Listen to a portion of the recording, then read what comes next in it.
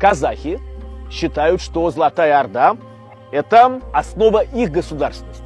И действительно, среди казахов мы встречаем очень много таре. Это прямые потомки чингизидов, а только они имели право на власть.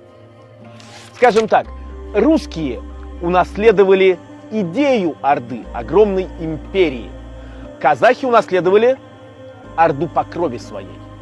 То есть они действительно потомки ханов Золотой Орды. То, что казахи, казахские жузы вошли в состав Российской империи, имея свою государственность, это заслуга Золотой Орды. Потому что если бы они вошли как племенные союзы, не имея опыта государственного устройства, возможно, сейчас не было бы Великого Казахстана. Это очень важно, иметь опыт государственного строительства в прошлом. Очень важно иметь линию преемственности от ханов Золотой Орды к современным казахам. Казах значит свободный. Хорошее название для народа, ведь многие народы называют себя люди. Люди, настоящие люди, самые настоящие люди. Мы это встречаем, скажем, у многих народов Крайнего Севера.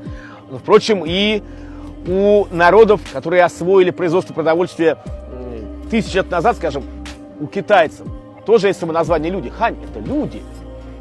Многие называют себя людьми.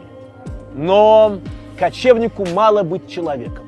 Нужно быть свободным человеком. Не случайно Чингисхан говорил: счастье мужчины – степь и свобода. А казахская пословица говорит: дороже золота для человека свобода.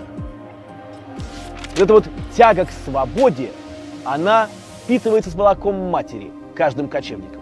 И то, что казахи назвали себя казахи, свободные люди, это очень важно.